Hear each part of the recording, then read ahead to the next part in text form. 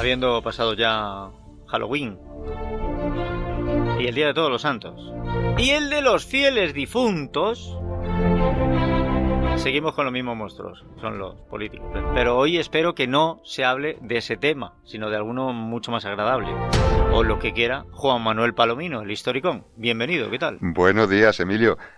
Fue descabellado. Lo del Totalmente. vampiro era descabellado. Hemos hablado muchas veces de cosas descabelladas aquí, ¿no? De cosas es habitual. estrambóticas, delirantes, ¿no? De eso que dices, ¿cómo se le ha podido ocurrir esto a alguien, no? Bueno, pues hoy voy a contar lo que posiblemente sea lo más delirante de todo lo que hayas oído en tu vida. A ver. Hoy voy a hablar del proyecto espacial de Zambia. ¿Eh? Sí. ¿Zambia? Sí, Zambia. No tiene agua corriente, pero tiene... Sí, ¿Cómo es esto? A ver, empiezo. Si por algo se caracterizan los años 60 del siglo XX, es porque era una época de Guerra Fría. Los Estados Unidos y la URSS luchaban en todos los frentes posibles, eso sí, sin entrar en conflicto directo. Luchaban en el frente diplomático, en el espionaje, en la economía, en el deporte. Y uno de esos frentes era la carrera espacial. Hay que reconocer que en esa carrera los soviéticos llevaban una clara ventaja. Habían sido los primeros en poner en órbita un satélite artificial. Al primer animal, la perrita Laika. Al primer hombre, Yuri Gagarin. Y a la primera mujer, Valentina Tereskova. Así que los Estados Unidos se centraron en el único gran objetivo que quedaba, que era poner un hombre en la Luna. Un objetivo que también perseguía la URSS. Y entonces llegó un inesperado rival que se sumó a la competición. Zambia. Para el que no lo sitúe, Zambia es un país situado en el centro-sur de África, sin salida al mar, y que era conocido como Rodesia del Norte hasta el 24 de octubre de 1964, fecha en que se independizó del Reino Unido.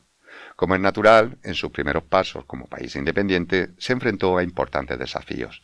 Altas cifras de pobreza, falta de infraestructuras, analfabetismo generalizado. Por poner un ejemplo, solo el 0,5% de la población había finalizado los estudios primarios y apenas había un centenar de personas con estudios universitarios. Y en ese contexto entró en escena un hombre llamado Edward Makuka Nkoloso. Nkoloso, nacido en 1919, recibió una educación misionera para a continuación ser reclutado por los británicos en la Segunda Guerra Mundial. Durante su servicio mostró un enorme interés por la ciencia. Al terminar la guerra pasó por toda clase de oficios, desde vendedor hasta agitador político. Finalmente creó su propia escuela de primaria y trabajó en ella como profesor de ciencias.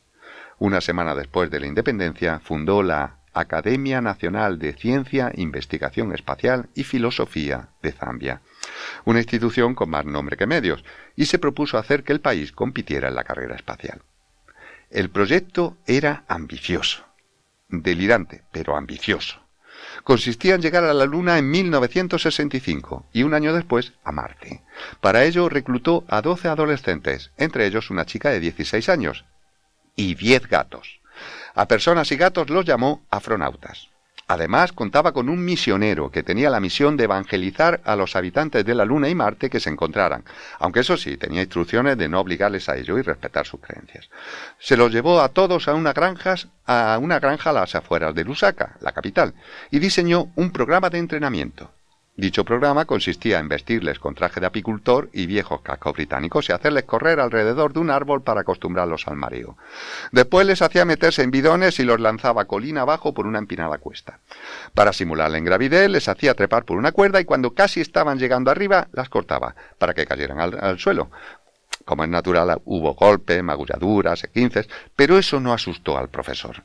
Finalmente les hacía andar con las manos, ya que creía que ese era el único modo de desplazarse en la Luna.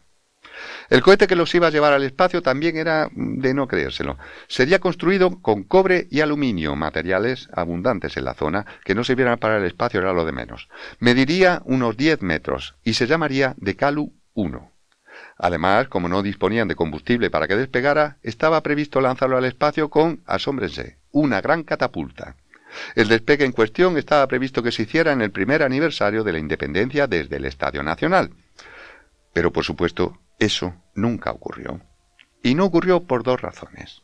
La primera fue que todo el asunto carecía de financiación. El gobierno zambiano tenía otras cosas más importantes en que gastarse el dinero que en el sueño imposible de un profesor con evidentes signos de locura. Y además el profesor envió una carta a la UNESCO pidiendo un préstamo de 7 millones de libras, una carta que la UNESCO ni siquiera se molestó en contestar. La segunda razón fue que la chica astronauta se quedó embarazada de uno de sus compañeros. Sus padres se enteraron, se la llevaron de vuelta a su aldea junto a los 10 gatos. El cerebro de todo, es un decir, Edward Macuca en Coloso, nunca reconoció que todo era un disparate y siempre sostuvo que el fracaso del proyecto se debió a las interferencias de americanos y soviéticos porque, según él, tenían envidia de que Zambia tuviera un pensamiento adelantado a ellos en 6 o 7 años. Hemos traído aquí varias veces proyectos descabellados, estrambóticos, delirantes, frutos de los desvaríos de un loco. Pero, quién sabe, la locura a veces no es otra cosa que la razón presentada bajo diferente forma. En este caso, en forma de viaje a la luna.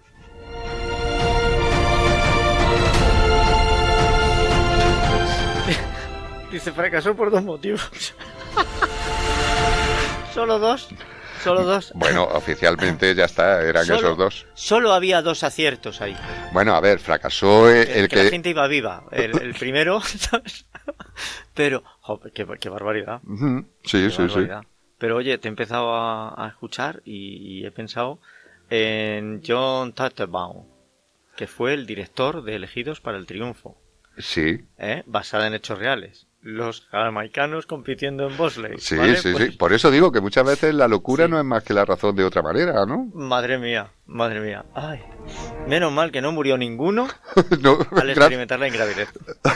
Bueno, la experimentaron, Ojo. No, vamos a ver, al contrario. Precisamente lo que experimentaron fue la gravidez. La gravidez, incluso la gravedad. Bueno, la gravidez cuando llegaban al suelo, mientras tanto eran ingrávidos. Pero sí, cuando llegaron al suelo era... Sí. Qué barbaridad, qué barbaridad. Ay, qué divertido y lo mal que lo pasaron. Que pases buena semana y si tienes un rato, vas a la Luna y al año siguiente a Marte. Yo, si no me voy con un misionero, no. No.